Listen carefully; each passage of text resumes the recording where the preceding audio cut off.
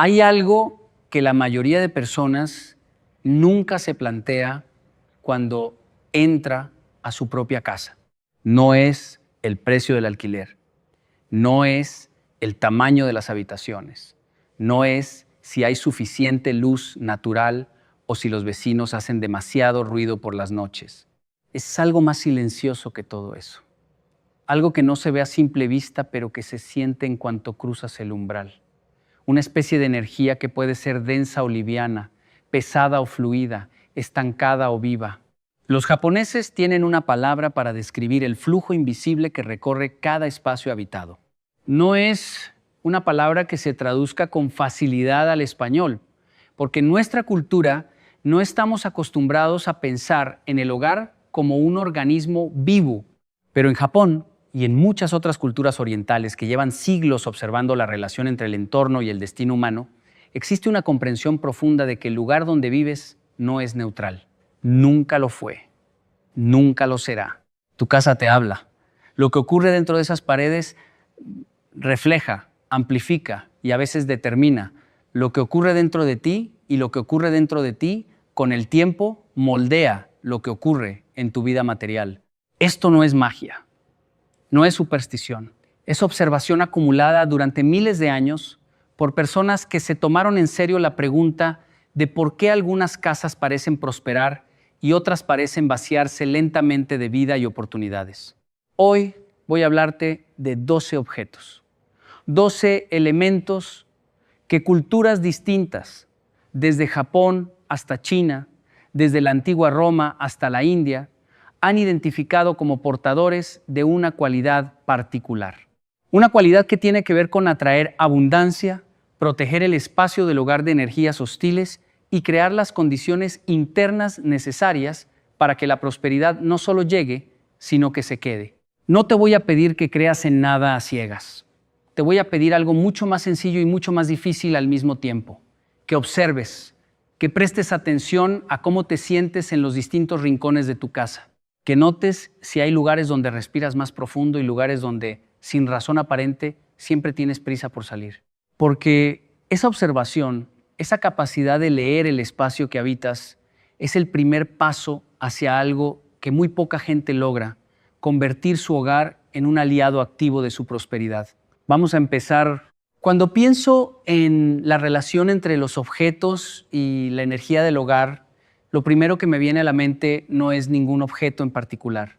Es una escena, la escena de un anciano japonés que conocí hace años a través de un libro, un maestro del arte floral ikebana, que tardaba horas en colocar una sola rama en un jarrón. No porque fuera lento, no porque le faltara habilidad, sino porque para él cada objeto tenía un peso que iba más allá de su peso físico. Tenía una intención, y la intención, decía él, es la mitad de cualquier cosa que hacemos. Esa idea me ha acompañado mucho tiempo. La idea de que no basta con tener un objeto, importa por qué lo tienes, dónde lo colocas, con qué actitud lo introduces en tu espacio. Pero antes de entrar en cada uno de los 12 objetos, necesito contarte algo sobre la naturaleza del hogar que quizás nadie te ha explicado de esta manera. En la tradición japonesa del wabi-sabi existe la comprensión de que la belleza verdadera no es la perfección, es la aceptación de la impermanencia, la imperfección y la incompletitud. Una casa habitada no es un museo. No debe ser un catálogo de objetos perfectos colocados con miedo a que alguien los toque. Una casa viva tiene marcas de uso, tiene objetos que cuentan historias, tiene rincones que huelen a algo reconocible. Y al mismo tiempo, el wabi-sabi nos enseña que el desorden no intencional, el caos acumulado sin propósito, el objeto que está en un lugar porque nunca nadie se ha parado a decidir dónde debería estar, ese tipo de presencia vacía de intención es lo que más drena la energía de un espacio. Lo que vas a aprender hoy no es decoración. Es algo más cercano a lo que en japonés se llamaría ma. El ma es el espacio entre las cosas.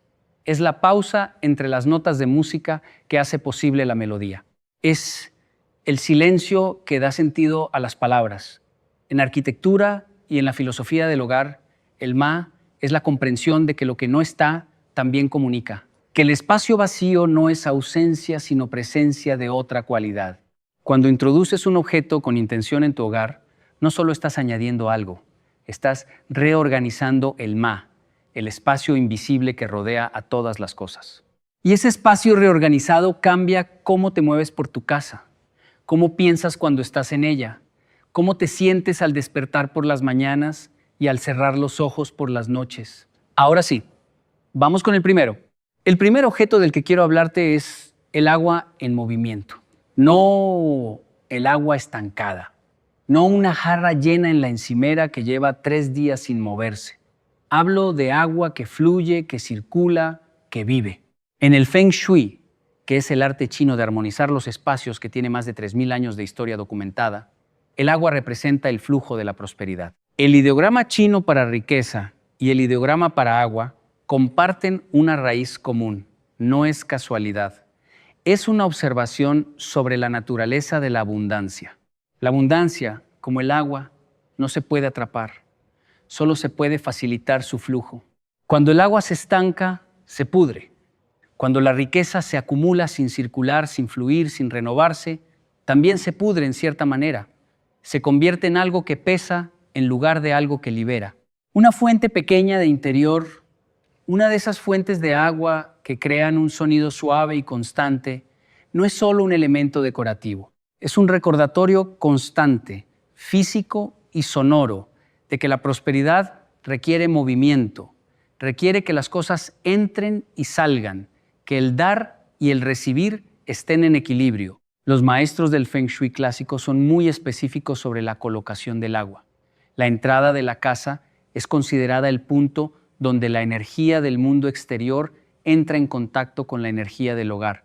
Una fuente pequeña cerca de la entrada, visible desde la puerta pero no directamente frente a ella, se considera una invitación activa para que la energía del bienestar económico entre en el espacio. Pero hay algo más en el agua en movimiento que va más allá de la simbología.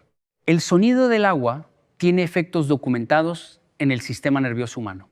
Reduce la activación del sistema simpático, que es el sistema de alerta y estrés, y facilita la activación del sistema parasimpático, que es el sistema de calma, descanso y apertura cognitiva. ¿Y qué tiene que ver eso con la prosperidad? Tiene que ver con esto. La mayoría de las decisiones económicas malas que toman las personas las toman desde un estado de estrés o ansiedad. Las decisiones impulsivas, las compras que no se pueden permitir, los negocios que se aceptan por miedo y no por convicción, los compromisos que se firman sin leer. Todo eso ocurre cuando el sistema nervioso está en modo de supervivencia. Una casa que tiene sonidos que calman, que tiene agua que fluye, que tiene elementos que bajan el nivel de activación nerviosa, es una casa que favorece la toma de decisiones más sabias, más pacientes, más alineadas con los objetivos reales de la persona que vive en ella. Así que el primer objeto no es solo simbólico, es funcional. Es una inversión en la calidad de tu estado interno. Y el estado interno es siempre el primer territorio de la prosperidad. Si no puedes tener una fuente de interior, hay alternativas. Un acuario pequeño con peces de colores cumple una función parecida. Un cuenco con agua y flores frescas que se renueva cada semana también comunica la intención. Lo importante no es el objeto en sí, sino la relación que estableces con él, la conciencia de que está ahí con un propósito. Antes de seguir con el segundo objeto, quiero pedirte algo. Si este video está resonando contigo, si sientes que hay algo en estas ideas que toca una parte de ti que normalmente no suele atender, escribe ahora mismo en los comentarios la frase «Mi casa es mi aliada». Escríbela ahora, no cuando el video acabe, no cuando tengas más tiempo.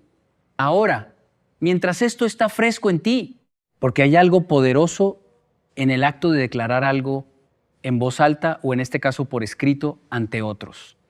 Es una forma de compromiso con uno mismo. Es decirle al universo y a tu propia mente que has decidido ver tu hogar de una manera diferente. Mi casa es mi aliada. Escríbelo en los comentarios antes de que se te olvide. Bien, vamos con el segundo objeto.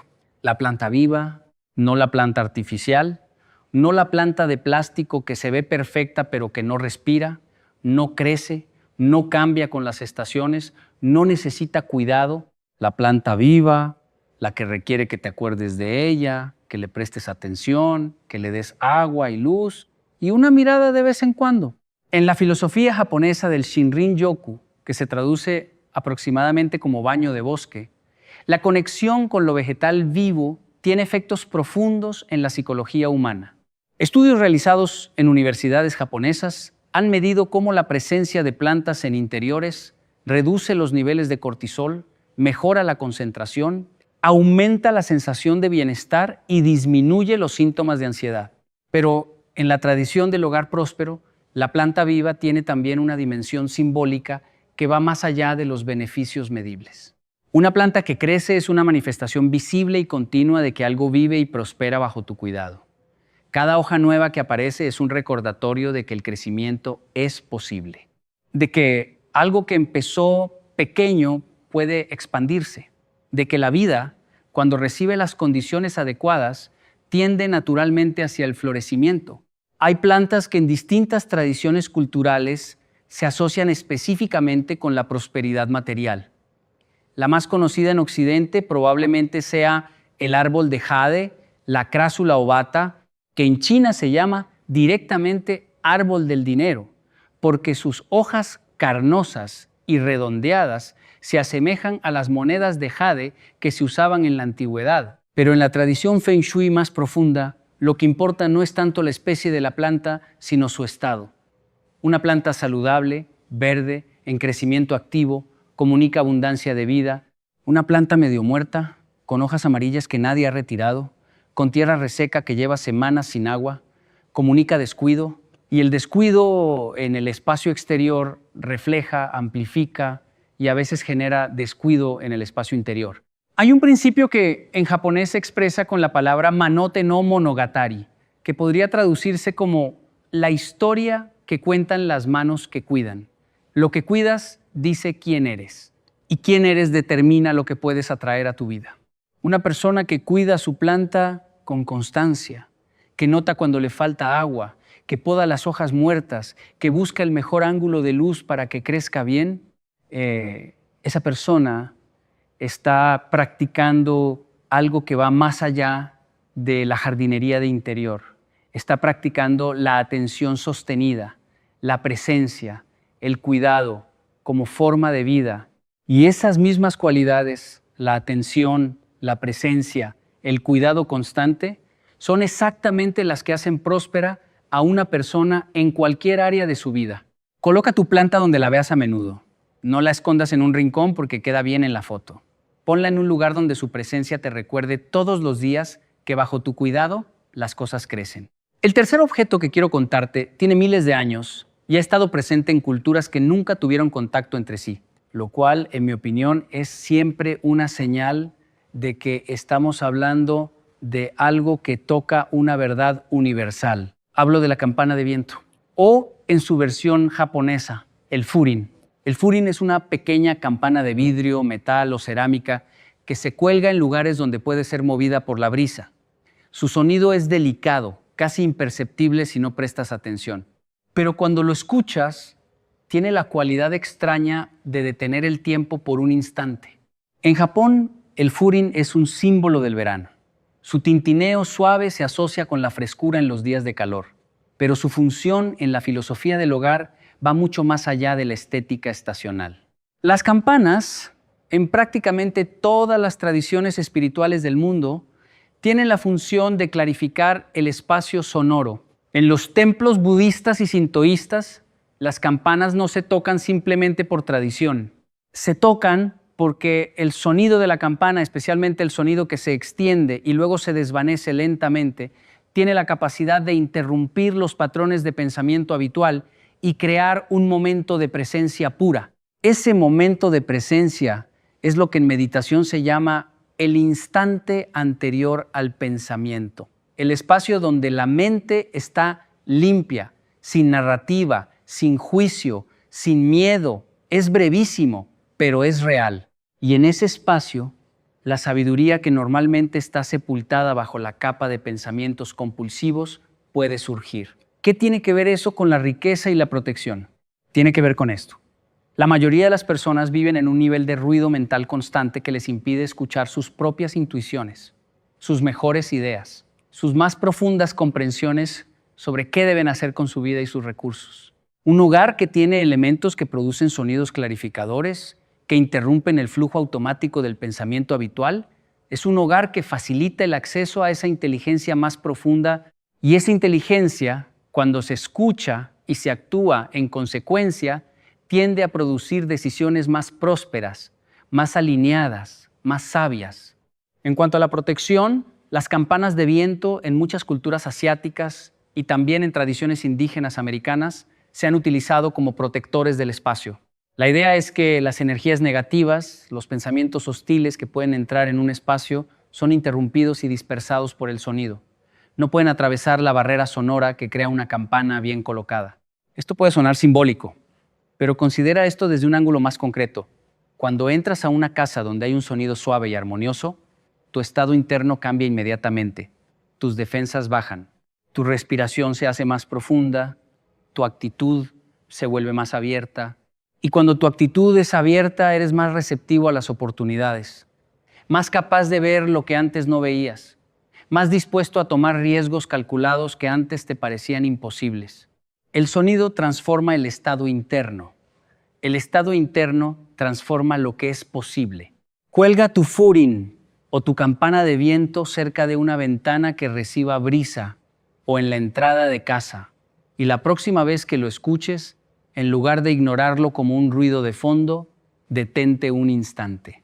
Respira, escucha cómo el sonido se extiende y luego desaparece. Eso es el Ma, el espacio donde todo es posible. Vamos al cuarto objeto. Y este es uno que probablemente tienes en tu casa, pero que quizás no has considerado desde esta perspectiva. El espejo. En casi todas las tradiciones de sabiduría del hogar, el espejo es uno de los objetos más poderosos y al mismo tiempo uno de los más mal utilizados. En el Feng Shui clásico, el espejo se considera un amplificador. Amplifica lo que hay frente a él. Si frente al espejo hay algo bello, ordenado, próspero, el espejo amplifica esa energía. Si frente al espejo hay desorden, caos, escasez, el espejo también amplifica eso. Esta es la razón por la que los maestros del Feng Shui son tan específicos sobre dónde no colocar espejos. Un espejo frente a la puerta de entrada principal, por ejemplo, es considerado problemático porque refleja y devuelve hacia el exterior toda la energía que intenta entrar al hogar. La prosperidad que viene hacia ti choca con su propio reflejo y regresa. La imagen es poética, pero la intuición que contiene es interesante. La puerta de entrada es el punto donde las oportunidades tocan la puerta. Si el primer objeto que encuentran es algo que las devuelve, algo no está bien.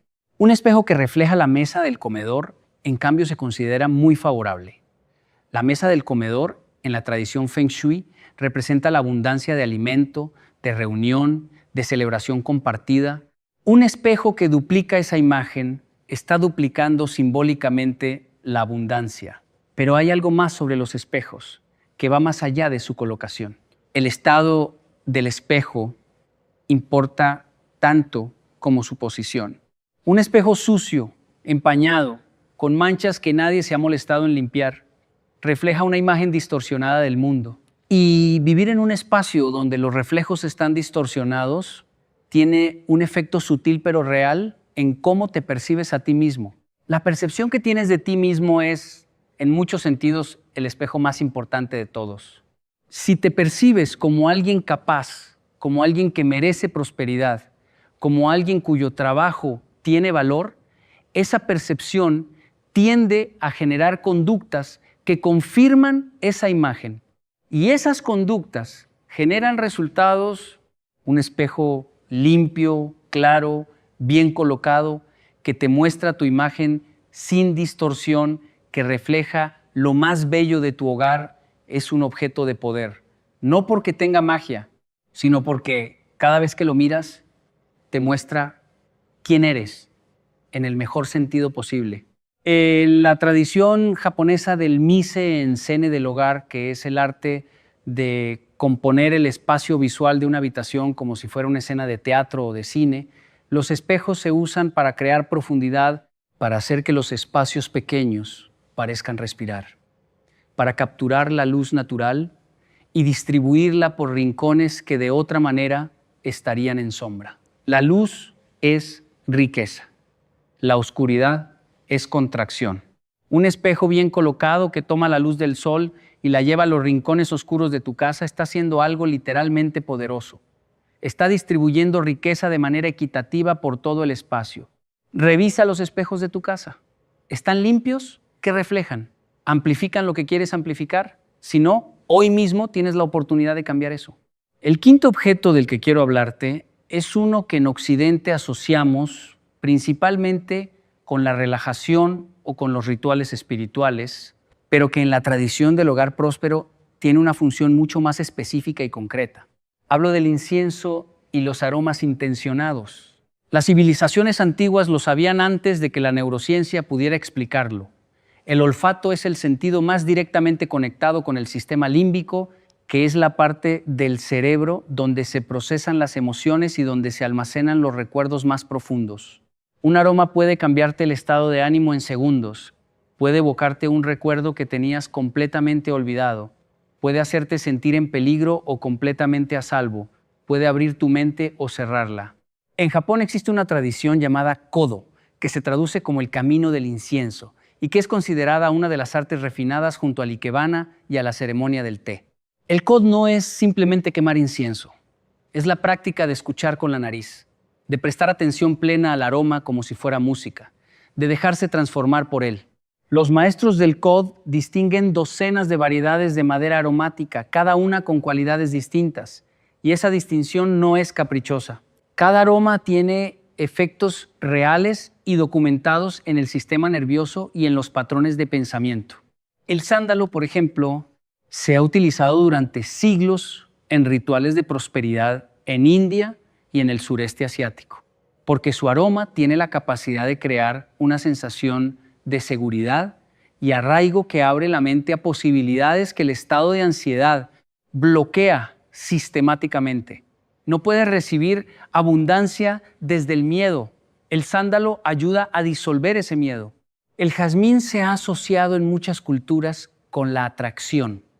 No solo la atracción romántica, sino la capacidad general de atraer hacia uno lo que se desea. En términos neurológicos, el jazmín estimula la producción de ciertos neurotransmisores que aumentan la sensación de valor personal y de merecimiento.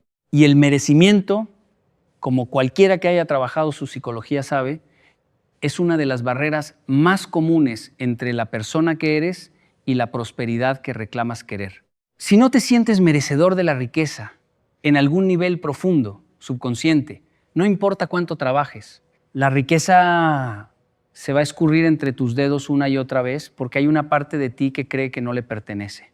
Los aromas intencionados en el hogar son una forma de comunicarse con esa parte más profunda, una forma de decirle al sistema nervioso en el lenguaje que entiende mejor que cualquier palabra, que aquí se está bien, que aquí es seguro prosperar, que aquí la vida es abundante. Usa incienso de calidad, aceites esenciales, maderas aromáticas como el palo santo o el cedro, flores frescas cuyo aroma llena naturalmente el espacio.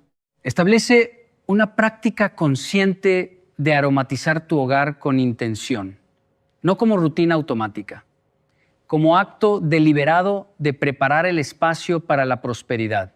Y mientras el aroma llena tu casa, detente un momento, respira profundo y deja que esa sensación de bienestar, que es real, que no es imaginaria, se instale en cada rincón de ti. Antes de continuar con los siguientes objetos, tengo que mencionarte algo que creo que puede cambiar significativamente la profundidad con la que puedes trabajar estos principios en tu vida. En la descripción de este video encontrarás unos ebooks que he preparado con mucho cuidado. No son recopilaciones de información genérica que puedes encontrar en cualquier blog. Son guías prácticas, trabajadas, que van mucho más allá de lo que puedo contarte en un video. Hablan de la filosofía del hogar próspero desde sus raíces más profundas, con ejercicios concretos, con prácticas diarias, con una comprensión de la psicología de la abundancia que raramente encontrarás reunida en un solo lugar. Si lo que estás escuchando hoy te resuena, esos ebooks son el siguiente paso natural. No el paso de leerlos y olvidarlos, el paso de trabajarlos, de subrayarlos, de volver a ellos, de aplicar lo que contienen de manera sistemática. Mira la descripción. La inversión es pequeña comparada con lo que un cambio real en tu relación con el dinero y con tu hogar puede significar para tu vida. Continuemos. El sexto objeto que quiero contarte es uno que muchas personas ya tienen en sus casas, pero que casi nadie utiliza de manera consciente: la piedra o el cristal natural. La Tierra tiene 4.500 millones de años. Las piedras que la componen llevan en proceso de formación ese mismo tiempo. Cuando sostienes una piedra en la mano, incluso la más sencilla, estás sosteniendo algo que existió mucho antes de que los seres humanos caminaran por este planeta y que existirá mucho después de que todos nosotros nos hayamos ido. Hay algo profundamente humillante y liberador en esa perspectiva. Humillante porque recuerda lo pequeño que es cualquier problema que tengamos. Liberador porque sugiere que existe algo en este universo mucho más sólido y permanente que nuestras preocupaciones del momento. En la geología energética, que es la disciplina que estudia las propiedades vibracionales de los minerales, hay décadas de trabajo documentado sobre cómo distintos cristales y piedras interactúan con el campo electromagnético humano y con el campo electromagnético de los espacios. Pero más allá de cualquier explicación científica o pseudocientífica, hay algo muy concreto que una piedra bien elegida puede hacer en tu hogar. Puede ser un ancla. Un ancla es un objeto que te recuerda algo importante cada vez que lo ves o lo tocas. Los marinos usaban el símbolo del ancla precisamente porque un barco sin ancla, en aguas abiertas con viento y corriente, no puede detenerse donde quiere. Va a donde lo llevan las fuerzas del entorno. Una persona sin anclas internas, sin recordatorios de sus valores, de sus intenciones, de lo que realmente importa, también va a donde la llevan las fuerzas del entorno, las fuerzas del miedo, de la comparación, de la presión social, del consumo compulsivo que promete prosperidad pero entrega deuda. Una piedra en tu escritorio, una que has elegido conscientemente, una a la que has asignado un significado específico, puede ser esa ancla, puede ser el objeto que cada vez que lo ves te recuerda: yo sé lo que quiero, yo sé hacia dónde voy, yo tengo las raíces suficientemente profundas para no ser arrastrado. Las tradiciones sobre qué piedras específicas favorecen la prosperidad son muchas y variadas. El cuarzo citrino, de color amarillo dorado, es quizás el más universalmente asociado con la abundancia material y la claridad mental necesaria para generarla. La pirita, con su brillo metálico dorado, ha sido llamada el oro de los tontos, por los que no sabían reconocer su valor, pero en la tradición de la prosperidad se considera un imán para la energía económica. El aventurina verde se asocia con la buena suerte en el sentido más profundo del término. No la suerte como capricho del azar, sino como la capacidad de ver y aprovechar las oportunidades que otros no pueden ver. Pero no necesitas ir a buscar piedras exóticas o caras. Una piedra del río, perfectamente lisa, de ese color gris azulado que tienen los cantos rodados que llevan siglos siendo pulidos por el agua, puede ser el objeto más poderoso de tu hogar si la has recogido con atención y le has asignado una intención clara. La intención, siempre la intención. El séptimo objeto del que voy a hablarte es probablemente el más subestimado de todos, el más olvidado en la conversación sobre prosperidad y al mismo tiempo, en mi experiencia, el que mayor impacto inmediato tiene en la sensación de bienestar y abundancia dentro de un hogar. Hablo de la luz intencionada, no la luz de las bombillas fluorescentes que imitan el día a cualquier hora, no la luz artificial y plana que hace que todas las superficies parezcan iguales y que tus ojos nunca descansen de verdad. Hablo de la luz que tiene temperatura, que tiene dirección, que crea zonas de claridad y zonas de sombra, como la hace la luz natural.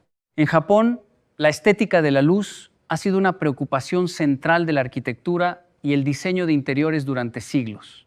El escritor Junichiro Tanizaki escribió un ensayo llamado El elogio de la sombra, que es considerado uno de los textos más importantes sobre estética japonesa y que trata precisamente sobre esto, sobre la belleza que solo puede existir en la relación entre la luz y la oscuridad. En Occidente tenemos una tendencia a querer iluminarlo todo, a llenar cada rincón de luz hasta que no quede ninguna sombra. Es comprensible desde una perspectiva histórica. La oscuridad era peligrosa, era el territorio de los depredadores y de lo desconocido. Pero en ese impulso de iluminarlo todo, también hemos perdido algo.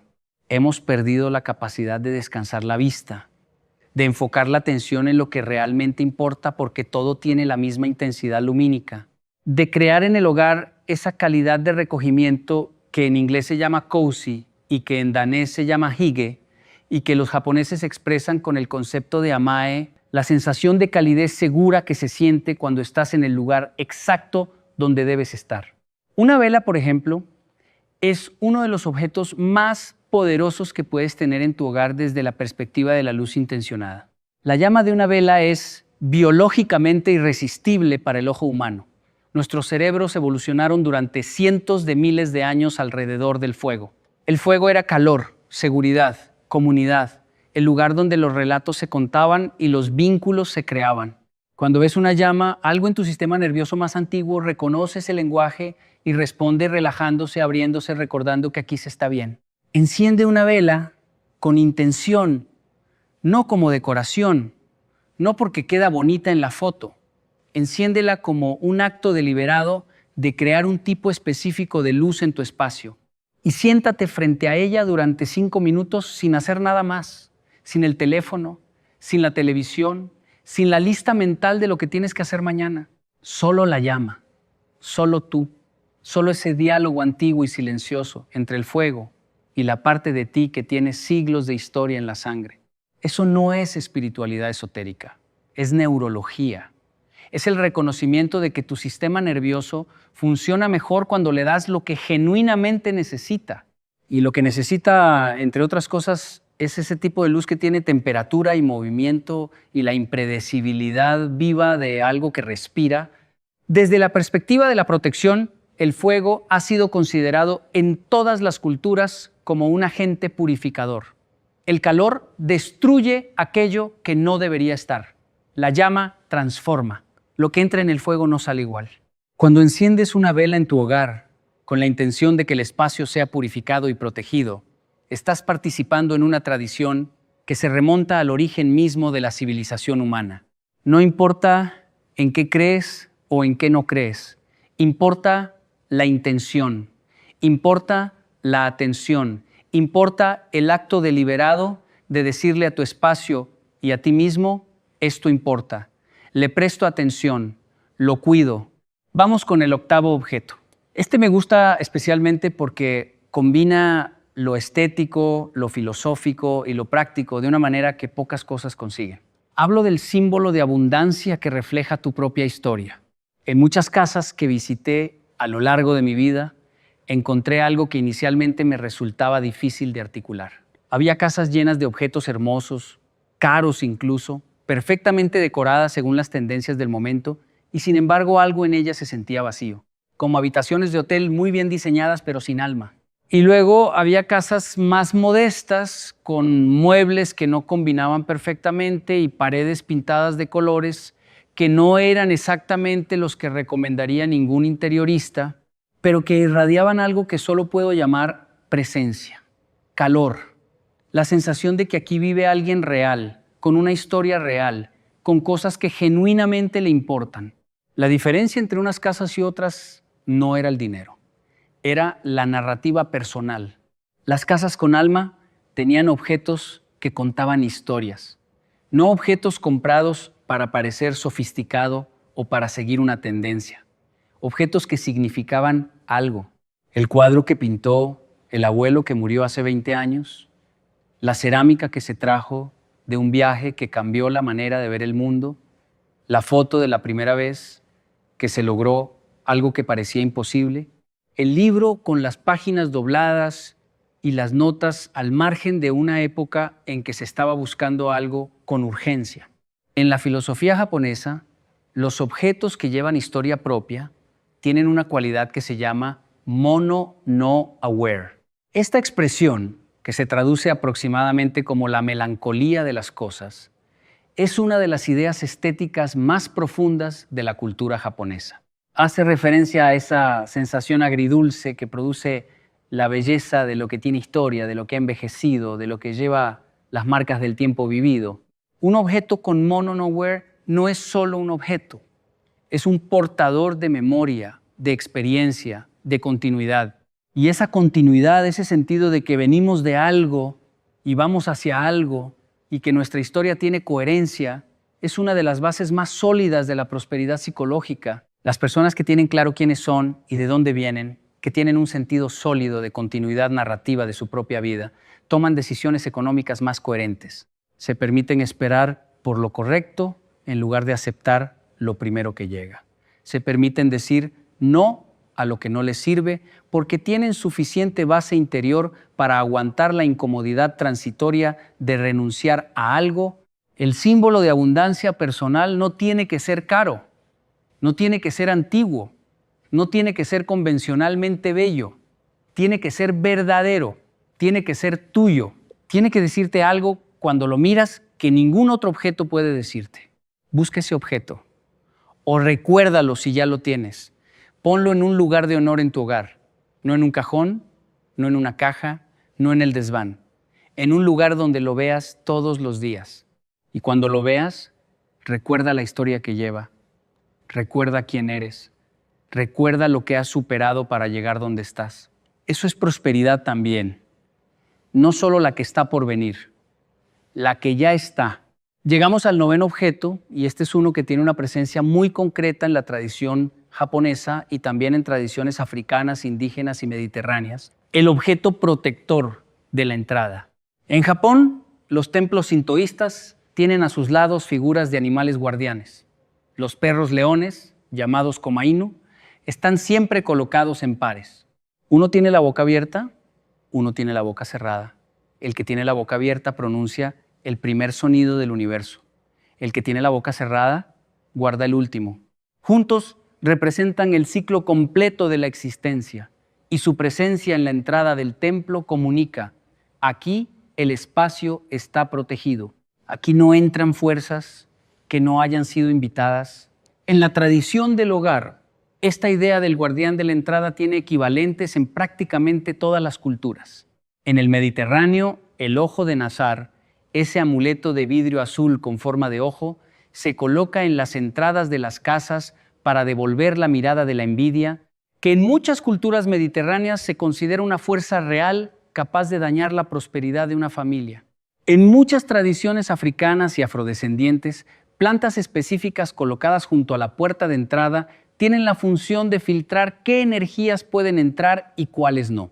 En el norte de Europa, las runas se tallaban en los umbrales de las casas para proteger a los habitantes de lo que viniera de fuera. En India, los rangoli, esos diseños geométricos de colores vivos que se dibujan en el suelo frente a la entrada de las casas, tienen además de su función estética una función protectora y de bienvenida para la prosperidad.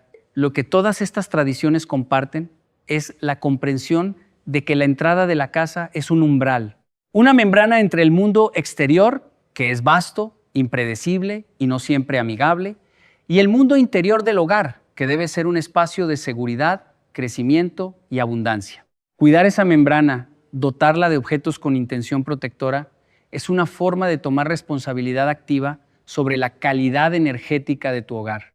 No importa qué objeto elijas para esta función, puede ser una figura que tenga sentido para ti según tu propia tradición cultural. Puede ser una planta específica con buena energía que coloques junto a la puerta.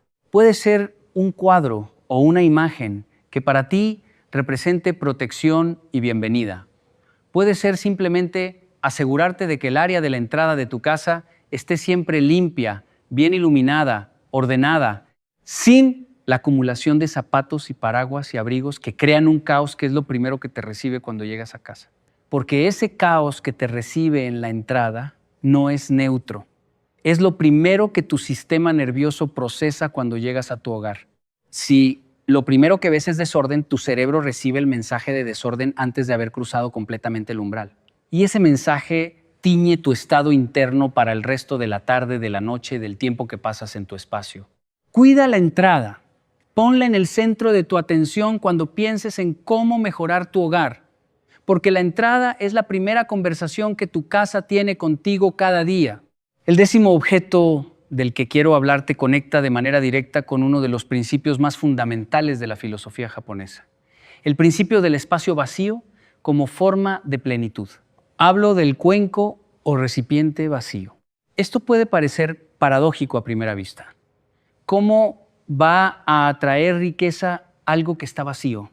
¿No es la riqueza precisamente lo contrario del vacío? Para entender esto necesitas cambiar un poco la perspectiva. En el taoísmo, que es la filosofía china que más profundamente ha influido en la tradición del hogar próspero, hay un concepto que se expresa con la imagen de la rueda. Una rueda tiene radio, tiene llanta, tiene eje. Todas esas partes son necesarias. Pero lo que hace funcional a la rueda es el espacio vacío en el centro. Sin ese vacío, la rueda no puede girar. Sin ese espacio, no hay movimiento posible. Lo mismo ocurre con un cuenco. Un cuenco que ya está lleno no puede recibir nada más. Solo un cuenco vacío tiene la capacidad de recibir. En tu vida, si tienes todas las horas llenas, toda la energía gastada, todos los recursos comprometidos, no hay espacio para que entre nada nuevo. La prosperidad necesita un recipiente y el recipiente necesita espacio. Un cuenco hermoso, elegido con cuidado, colocado en un lugar prominente de tu hogar, vacío intencionalmente, es un símbolo físico de tu disposición a recibir. Es una manera de decirle a tu mente más profunda: tengo espacio para la abundancia, estoy preparado para recibirla, no estoy tan lleno de lo que ya no sirve como para no tener lugar para lo nuevo. En muchas tradiciones asiáticas, el cuenco vacío se coloca en el espacio de prosperidad del hogar, que según el Bagua del Feng Shui, se encuentra en la esquina sureste de cualquier habitación o de la casa en general.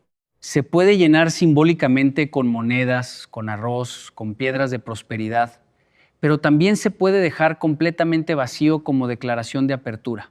Lo que importa, una vez más, es la intención con la que colocas el objeto, la conciencia de lo que significa, el diálogo silencioso que estableces con él cada vez que lo ves. Hay ebooks en la descripción de este video que exploran estos principios con mucho más detalle y con ejercicios prácticos que puedes aplicar directamente en tu hogar.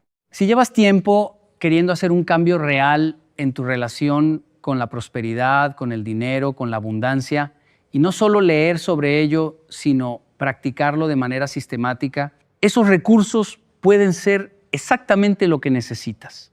Míralos. Están pensados para personas que se toman esto en serio. Vamos al 11º objeto. Y este es el que más me gusta explicar porque es el que más sorprende a la gente. El espejo de agua o la superficie reflectante natural, distinto del espejo convencional del que hablamos antes, este objeto específico tiene su origen en las tradiciones de jardinería y diseño de espacios al aire libre japoneses, pero que puede adaptarse perfectamente al interior del hogar. En los jardines japoneses, el estanque no es simplemente un elemento decorativo acuático. Es un espejo horizontal. Refleja el cielo, los árboles, las nubes, duplica el mundo hacia arriba. Crea la ilusión de que el jardín se extiende más allá de sus fronteras físicas porque el reflejo en el agua lleva la vista hacia abajo y hacia un mundo paralelo. Esta idea del mundo duplicado hacia abajo, del cielo que también existe en la tierra, del arriba que se encuentra con el abajo, es profundamente simbólica en la tradición taoísta y también en muchas tradiciones chamánicas que hablan del mundo de arriba y el mundo de abajo como dos dimensiones de la misma realidad. Pero más allá de la simbología, hay algo muy concreto que una superficie reflectante de agua hace en un espacio interior.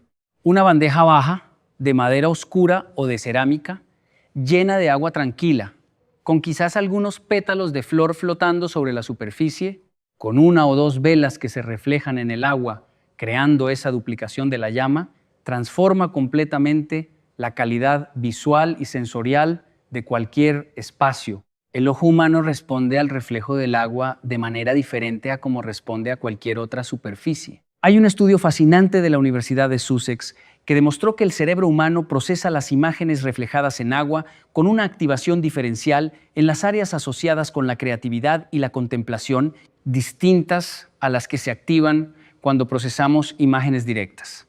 La reflexión en agua activa el pensamiento contemplativo. Y el pensamiento contemplativo, la capacidad de detenerse, de observar, de ver más allá de la superficie inmediata de las cosas, es una de las facultades más asociadas con la inteligencia financiera y estratégica. Las personas que toman las mejores decisiones económicas en el largo plazo no son necesariamente las más inteligentes en términos convencionales. Son las que pueden ver más lejos, las que pueden contemplar las consecuencias de sus acciones antes de tomarlas, las que no son arrastradas por el momentum de las circunstancias, sino que tienen la capacidad de detenerse y elegir. Un hogar que tiene elementos que favorecen el pensamiento contemplativo es un hogar que favorece este tipo de inteligencia. El 12º objeto, el último, es quizás el más sencillo y al mismo tiempo el que más trabajo interior requiere. Hablo del espacio limpio y conscientemente vacío. No un rincón olvidado, no un espacio vacío porque no has tenido tiempo de poner nada. Un espacio que has elegido deliberadamente dejar sin llenar. Un espacio al que le has dado el regalo del vacío intencionado. Esto se conecta con el concepto japonés de ma del que hablamos al principio. El espacio entre las cosas que da sentido a las cosas. La pausa entre las notas que hace posible la música. El silencio entre las palabras que permite que las palabras sean escuchadas. En un mundo que constantemente te anima a llenar, a comprar más, a tener más, a acumular más, a consumir más, a llenar cada minuto con contenido y cada espacio con objetos, elegir deliberadamente. No llenar un rincón es un acto de resistencia cultural y es también una declaración de confianza. La confianza de que no necesitas llenarlo todo para sentirte completo. La confianza de que el vacío no es carencia. La confianza de que el espacio que dejas libre no lo estás perdiendo, sino que lo estás reservando para algo que todavía no ha llegado, pero que está en camino. Esta es, en el fondo, la filosofía que subyace a todos los 12 objetos de los que hemos hablado hoy. No se trata de acumular amuletos, no se trata de decorar con símbolos de buena suerte y esperar que la riqueza aparezca como por arte de magia. Se trata de crear un entorno que refleje y amplifique tu mejor versión, un entorno que te recuerde todos los días quién decides ser, un entorno que hable el lenguaje de la abundancia no como posesión, sino como estado de ser. Hay una diferencia fundamental entre la persona que tiene mucho y la persona que es próspera. La persona que tiene mucho puede haberlo acumulado desde el miedo, desde la escasez, desde la necesidad de demostrar algo. La persona próspera, la que realmente lo es, tiene una relación diferente con lo que posee. Lo tiene con gratitud, lo cuida, lo comparte. Sabe que lo que tiene es una extensión de quien es, no una sustitución de quien no se siente. Y eso, esa prosperidad interior, que se refleja en cómo vives tu espacio, en la calidad de atención que le prestas a tu hogar, en la intención con la que introduces cada objeto en el espacio donde vives, eso no lo puede dar ningún amuleto. Lo puedes revelar, sí. Puede ser el recordatorio externo de algo que ya está en ti. Puede ser el espejo que te muestra una imagen más clara de lo que ya eres. Pero el trabajo interior, el verdadero trabajo de convertirte en alguien cuya vida es próspera, ese trabajo ocurre dentro y siempre comienza en el lugar donde eres más tú mismo. En el lugar donde cierras la puerta al mundo y te quedas solo con lo que realmente importa, en tu casa. Antes de seguir, quiero decirte algo sobre esos ebooks que tienes en la descripción. El que más me importa que veas es el que trabaja específicamente la psicología de la abundancia desde el interior hacia el exterior. Hay una práctica diaria en él de menos de 20 minutos que en poco tiempo cambia la relación que tienes con el dinero a un nivel que a veces sorprende incluso a los más escépticos. No es promesa vacía. Es una metodología trabajada durante años. Si estás leyendo la descripción ahora mismo, considera ese ebook. Es posible que sea el mejor dinero que hayas invertido en mucho tiempo. Hay algo que no te he dicho todavía y que creo que es importante. Todo lo que hemos hablado hoy tiene un hilo conductor que no siempre se nombra explícitamente en estas conversaciones sobre el hogar y la prosperidad. Y ese hilo conductor es este. La prosperidad no empieza cuando tienes dinero, empieza cuando tratas como si ya lo tuvieras el espacio donde vives. Esto puede sonar a truco mental, a wishful thinking, a esa versión superficial de la ley de atracción que dice que si lo piensas suficiente, el universo lo materializará. No es eso lo que estoy diciendo. Lo que estoy diciendo es esto.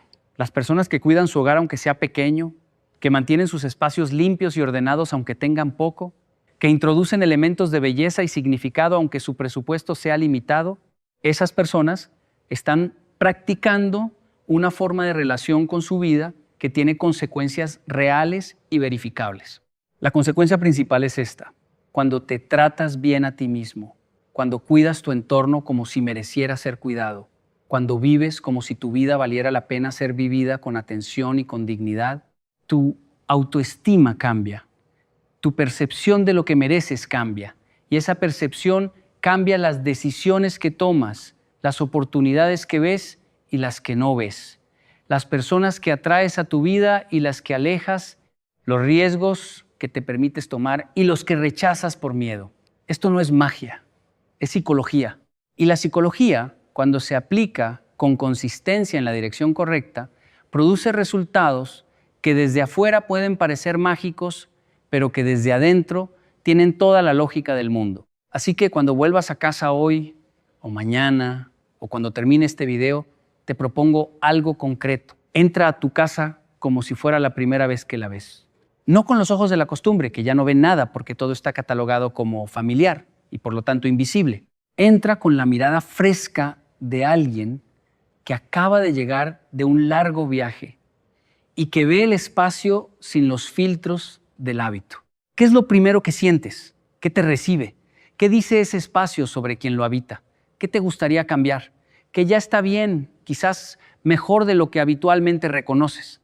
Esa observación honesta, sin juicio pero sin condescendencia tampoco, es el primer paso del trabajo real. Hablemos ahora de algo que no suele mencionarse en los videos sobre prosperidad y hogar, pero que para mí es fundamental: la relación entre el orden y la libertad. Hay una idea muy extendida, especialmente entre las personas creativas, de que el desorden es una señal de mente activa, de que la persona organizada y la persona creativa son tipos psicológicos opuestos y que elegir el orden es de alguna manera traicionar la espontaneidad, el flujo, la vida que no puede ser domesticada. Esta idea es, en mi opinión, profundamente equivocada. Y la evidencia más convincente contra ella la encontré no en ningún libro de psicología, sino en los estudios sobre los hábitos de trabajo de las personas más creativas e innovadoras a lo largo de la historia. Charles Darwin tenía una rutina de trabajo rigurosa y un estudio impecablemente organizado. Sus especímenes, sus notas, sus libros, todo tenía un lugar preciso. Esa organización, en lugar de limitar su pensamiento, lo liberaba. Porque cuando el espacio exterior está en orden, la mente puede desordenarse productivamente. Puede asociar ideas libremente sin gastar energía en gestionar el caos del entorno. Hay estudios recientes de la Universidad de Minnesota que muestran que las personas que trabajan en espacios ordenados generan menos opciones creativas en pruebas de lluvia de ideas, pero las opciones que generan son significativamente más relevantes y más ejecutables. Las personas que trabajan en espacios caóticos generan más asociaciones, pero la mayoría son inutilizables. En otras palabras, el orden no mata la creatividad, mejora la calidad de la creatividad. Y en términos de prosperidad, la calidad de las ideas y las decisiones importa mucho más que la cantidad. El Kaizen, esa filosofía japonesa de la mejora continua y gradual, se aplica también aquí. No necesitas transformar tu casa en un día. No necesitas vaciarte de todos tus objetos en un fin de semana. Puedes empezar por un cajón, por una superficie, por el área de la entrada de la que hablamos antes. Un pequeño cambio real y sostenido vale infinitamente más que una gran transformación de un solo día que se deshace en 2 semanas porque no ha sido integrada gradualmente. La filosofía del Kaizen nos enseña que el camino hacia la prosperidad no es un salto, es una serie de pasos pequeños, cada uno sólido, cada uno construido sobre el anterior, cada uno en la dirección correcta. ¿Cuál es el paso más pequeño que podrías dar hoy en tu hogar en dirección a lo que has escuchado hoy? No el más ambicioso, el más pequeño, el que podrías hacer en los próximos 30 minutos si quisieras. Eso es lo que te propongo que decidas antes de que este video acabe. Hay algo más que quiero compartir contigo sobre el 12º objeto del que hablamos, el espacio vacío, porque creo que merece más desarrollo del que le di.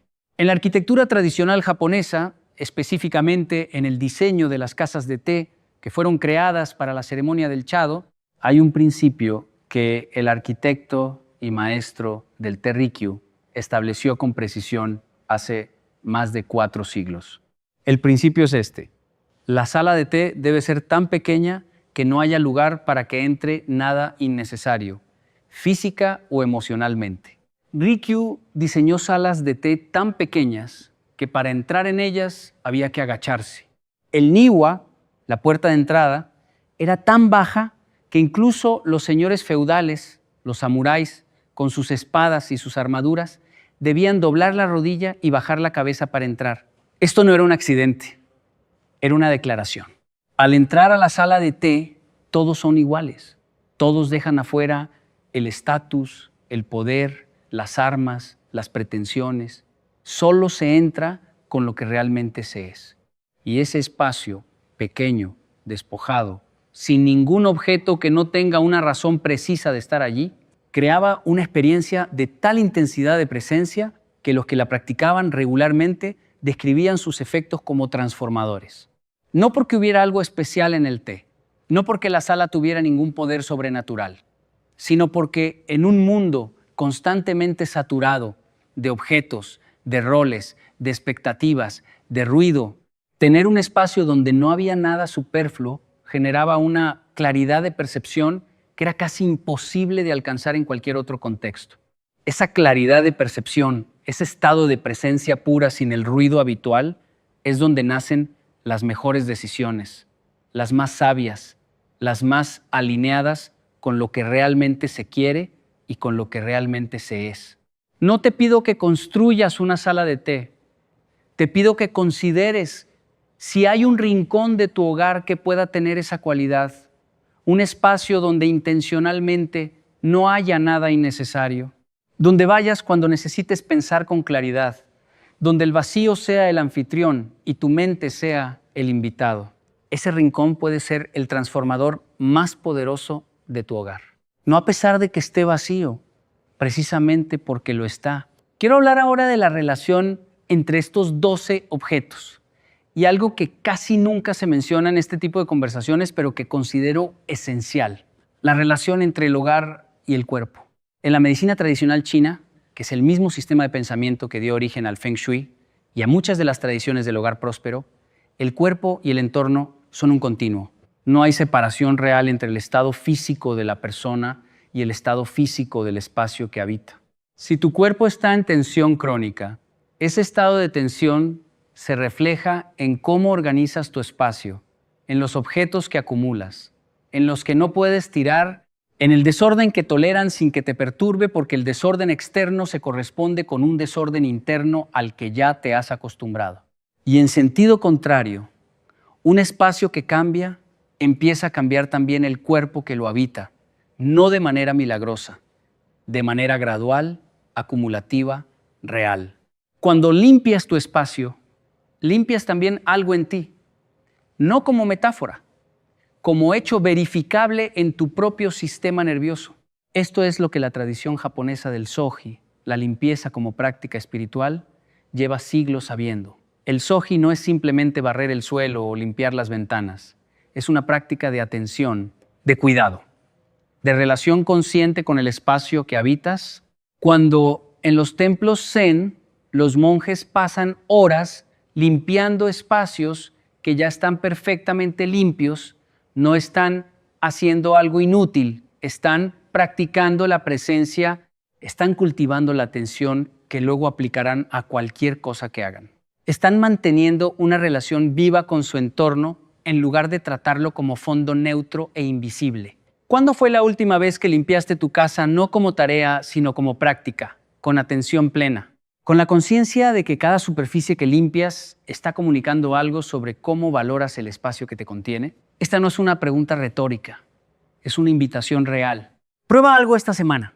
Elige un espacio de tu casa y límpialo lentamente, con atención completa, sin música de fondo, ni podcast, ni ningún otro estímulo. Solo tú, el trapo, la superficie, el movimiento, y observa qué pasa en tu mente durante ese tiempo, qué pensamientos surgen, qué se aclara, qué se disuelve. Es posible que te sorprenda lo que aparece en el espacio que crea ese tipo de atención. Déjame contarte algo sobre la conexión entre la protección del hogar y la protección del estado interno. En la tradición sintoísta japonesa, cada hogar tiene un kami, una divinidad o espíritu protector que habita en él. Este kami no es un ser externo que viene de fuera a proteger la casa. Es la esencia acumulada de todo el amor, el cuidado, la intención positiva y la vida vivida con dignidad que se ha depositado en ese espacio a lo largo del tiempo. En otras palabras, tú creas el protector de tu hogar, no con rituales complicados, con la calidad de vida que vives dentro de esas paredes. La alegría que compartes con las personas que amas en ese espacio, los momentos de belleza que creas y que aprecias, el cuidado con el que tratas cada rincón, la gratitud con la que entras y salives. Todo eso se acumula, todo eso crea una cualidad de presencia en el hogar que es real aunque sea invisible. Y esa presencia, esa densidad de intención positiva acumulada, es la protección más genuina que cualquier hogar puede tener. No porque repela seres sobrenaturales, sino porque una persona que vive en un espacio que ha cuidado con amor, que ha llenado de intención positiva, que trata con respeto y atención, esa persona tiene una relación con su hogar que le da raíces, que le da la estabilidad interior necesaria para no ser arrastrada por las tormentas externas. Y alguien con esa estabilidad, con esas raíces, no toma decisiones desde el pánico, no acepta lo primero que llega por desesperación, no permite que la ansiedad económica dicte cada movimiento de su vida. Eso es protección real, la que viene de adentro, la que construyes tú mismo, con cada acto consciente de cuidado de tu espacio. Hay algo que quiero que te lleves de este video que va más allá de los 12 objetos. Una comprensión, la comprensión de que el hogar no es el lugar donde vives, es el lugar donde te vuelves quien eres. Cada cosa que hay en tu casa, cada objeto, cada color, cada olor, cada textura, cada sonido, está constantemente dialogando con tu sistema nervioso. Está constantemente enviando mensajes a la parte de ti que no piensa en palabras, sino en sensaciones, que no razona, sino que siente. Y esa parte, la que siente, es la que en última instancia determina la mayoría de tus decisiones, incluidas las económicas. Por eso los objetos importan. No porque tengan poderes mágicos, sino porque son interlocutores permanentes de la parte más profunda de tu psicología. Y esos interlocutores pueden estar diciéndote cosas que te ayudan a prosperar o cosas que te mantienen en el mismo lugar. Puedes elegir qué te dicen tus objetos. Puedes elegir con qué interlocutores te rodeas. Puedes diseñar tu hogar no solo como un espacio estético, sino como un sistema complejo de estímulos que trabajan constantemente a tu favor. Eso es lo que las tradiciones del hogar próspero han sabido siempre. Y lo que hoy, con un poco de atención y de intención, tú puedes comenzar a practicar. Los ebooks en la descripción van mucho más a fondo en todo esto. En la psicología de la abundancia, en las prácticas concretas del hogar próspero, en los ejercicios específicos que puedes integrar en tu vida diaria.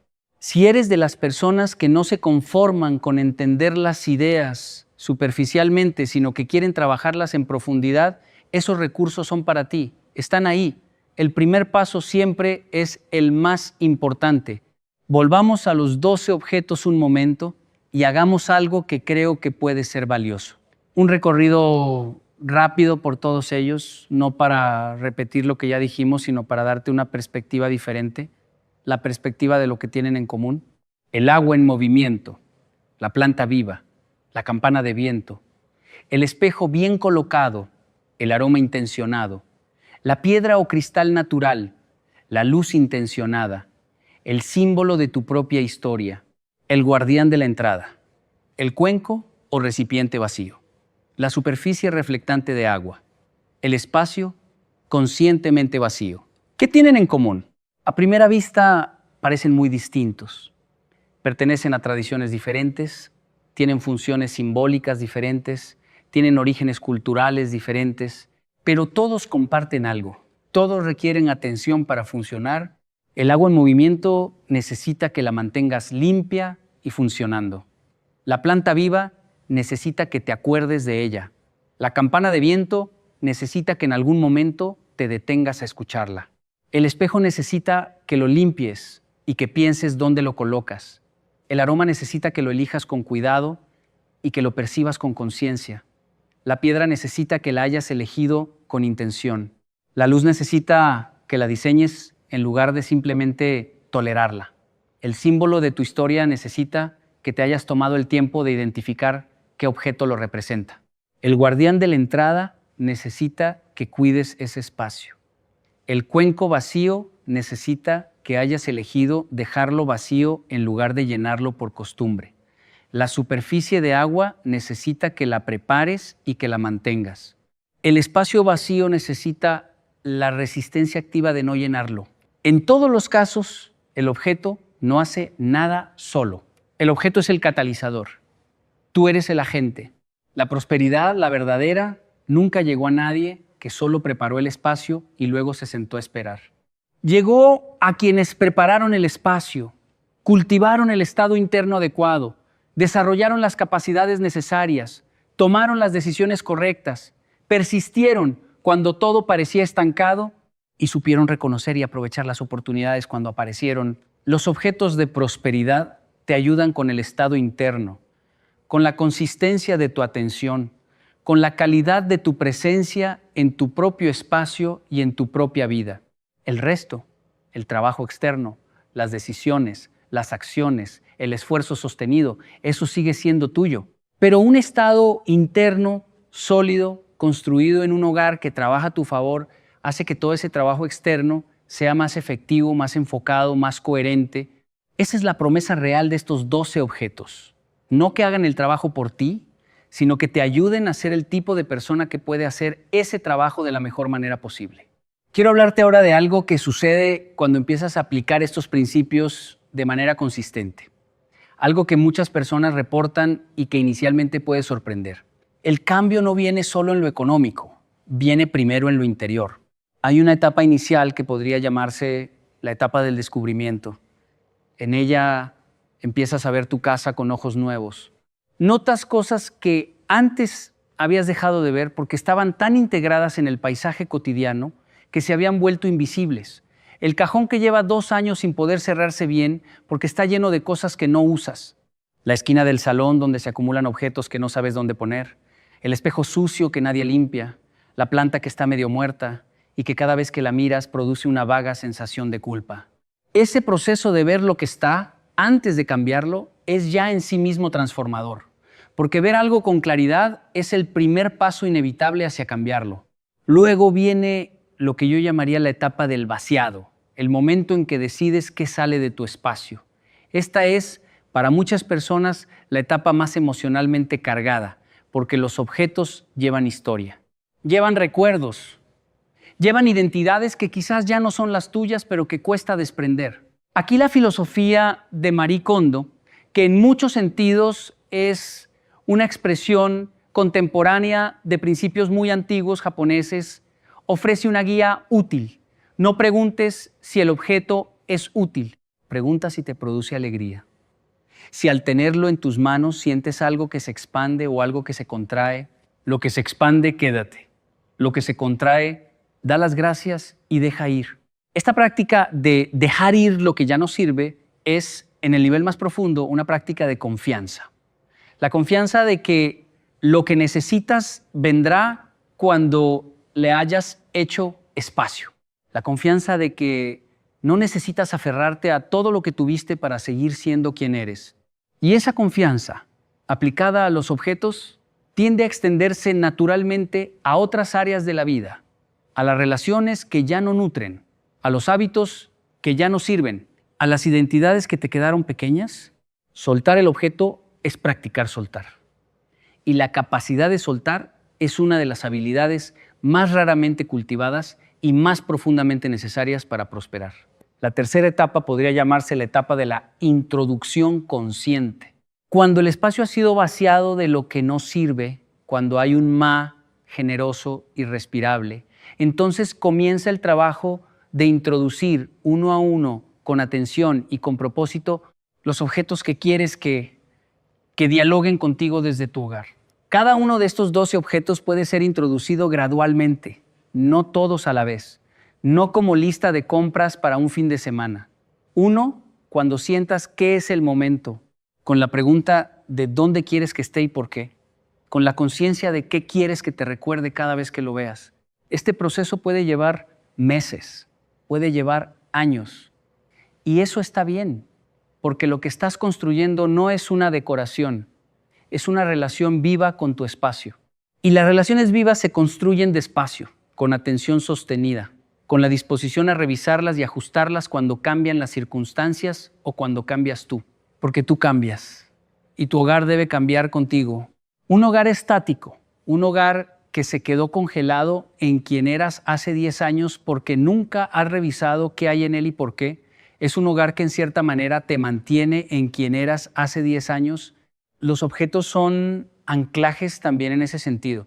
Pueden anclarte en el pasado si no los revisas con regularidad. El ritual de revisar tu espacio con periodicidad, de preguntarte si lo que hay en él todavía refleja quién eres y quién quieres ser, es una práctica de higiene energética que ninguna cultura tradicional ha ignorado.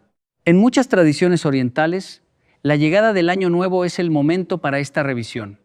Se limpia la casa de arriba abajo, no solo físicamente, sino energéticamente. Se descarta lo viejo, se da la bienvenida a lo nuevo. Es un ritual de renovación que tiene tanto sentido desde la perspectiva psicológica moderna como lo tuvo siempre desde la perspectiva cultural. Pero no tienes que esperar al Año Nuevo para hacer esta revisión. Puedes hacerla cuando lo decidas, cuando sientas que algo en tu espacio ya no vibra como debería. Cuando hay una pesadez que no puedes explicar racionalmente, pero que se siente real, esa pesadez casi siempre tiene una fuente concreta. Y cuando te tomas el tiempo de buscarla, de mirar con honestidad qué hay en tu espacio que ya no debería estar, suele encontrarse. Quiero hablarte del espacio más importante de todos los espacios en tu hogar y que raramente aparece en estos videos. El espacio donde duermes. La tradición japonesa del hogar ha sabido siempre que el sueño no es una interrupción de la vida, es la mitad de la vida. Es el tiempo donde el cuerpo se repara, donde la mente procesa lo que el día ha traído, donde la psicología integra las experiencias y construye la comprensión que necesita para el día siguiente. Un espacio de sueño bien cuidado no es un lujo, es una inversión en la calidad de cada hora de vigilia que sigue. En la filosofía del hogar próspero, el dormitorio tiene reglas específicas. La más importante de todas es un espacio sagrado para el descanso y para la intimidad. Nada más, sin pantallas. O con pantallas que desaparecen mucho antes de dormir, sin trabajo, sin documentos que revisar, sin la energía del estrés laboral que se cuela entre las sábanas y contamina el sueño. Un dormitorio que está limpio, que tiene la temperatura adecuada, que está oscuro cuando debe estar oscuro, que huele bien, que tiene superficies despejadas, que no tiene objetos que irradien tensión o preocupación. Ese dormitorio hace que el sueño sea reparador en lugar de simplemente largo. Y el descanso reparador, el tipo de descanso que te levanta con más energía de la que tenías cuando te acostaste, es uno de los factores más directamente relacionados con la capacidad cognitiva, emocional y creativa del día siguiente. La persona que duerme bien toma mejores decisiones, ve más oportunidades, tiene más paciencia para esperar lo correcto, tiene más energía para perseguir lo que importa, tiene más resistencia cuando las cosas se ponen difíciles, En la cadena de la prosperidad, el sueño es uno de los eslabones más ignorados y más determinantes. Cuida tu dormitorio como cuidas tu cocina o tu salón, quizás más, porque nadie prospera de verdad desde el agotamiento crónico. Los ebooks que te he mencionado incluyen una sección sobre el entorno de sueño que va mucho más allá de lo que he podido decir aquí, con prácticas concretas, con la fundamentación de por qué funcionan, con la evidencia de que quienes las aplican reportan cambios significativos no solo en la calidad del sueño, sino en la calidad de vida en general. Están en la descripción. Si esto es algo que quieres mejorar en tu vida, son un buen lugar para empezar. Vamos hacia el final de este video y quiero dejarte con algo que creo que es el corazón de todo lo que hemos hablado. Una pregunta, no una pregunta que tenga respuesta fácil, una pregunta para sentarse con ella, para dejarla trabajar en ti durante días o semanas si es necesario, porque las mejores preguntas no se responden, se viven. La pregunta es esta. Si tu casa pudiera hablar, ¿qué diría sobre ti? No sobre quién quieres ser, sobre quién eres ahora mismo. Lo que hay en tus paredes, lo que hay en tus cajones, lo que hay en el suelo junto a la puerta que llevas semanas esquivando, lo que hay en el fondo del armario, lo que hay en la encimera de la cocina, lo que hay sobre tu mesita de noche. Si todo eso pudiera hablar, ¿qué historia contaría? ¿La historia de alguien que está construyendo algo o la historia de alguien que está aguantando algo? ¿La historia de alguien que se cuida o la historia de alguien que se tiene pendiente de cuidarse cuando tenga más tiempo o más dinero o menos estrés o cuando llegue el momento adecuado que nunca termina de llegar? ¿La historia de alguien que vive en el presente o la historia de alguien que vive en un pasado de objetos que ya no sirven o en un futuro de planes que nunca se concretan? Esta pregunta, tomada en serio, puede ser el inicio de una de las transformaciones más profundas que hayas experimentado. No porque cambiar objetos cambie la vida, sino porque mirar honestamente lo que hay en tu espacio te pone cara a cara con una verdad sobre ti mismo que a veces cuesta mirar, pero que siempre vale la pena. La verdad de quién eres ahora mismo. Y desde esa verdad, desde ese punto de honestidad radical sobre el punto de partida, se puede construir cualquier cosa. Incluso la vida próspera, bella, significativa, protegida y abundante que sientes que podría ser tuya. No porque el universo te la deba, sino porque tú te comprometes a construirla objeto a objeto, elección a elección, día a día, en el espacio más sagrado que tienes, en tu casa. Gracias por estar aquí hasta el final de este video. Significa que algo en lo que hemos hablado te importó lo suficiente como para quedarte, y eso en sí mismo ya dice algo sobre quién eres. Si todavía no has escrito en los comentarios, mi casa es mi aliada, hazlo ahora. Es una pequeña declaración. Pero las pequeñas declaraciones sostenidas en el tiempo se convierten en grandes realidades. Cuida tu espacio y tu espacio te cuidará a ti.